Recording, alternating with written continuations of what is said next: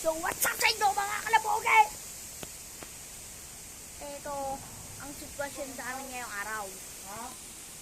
Sitwasyon sa amin, yan. Mahangin mga kalapoge. Ayan.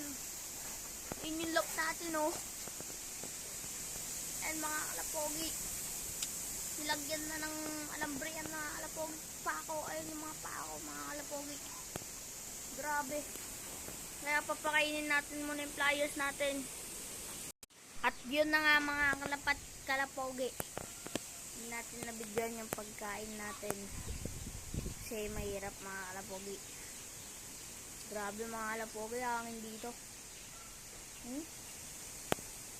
Pakita ko sa inyo. Wala yung hangin dito mga kalapoge. Grabe. Stay safe.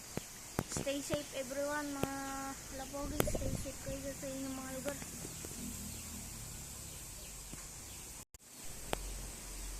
At huwag nyo akong kakalimutang mag-subscribe, like, comment, and share.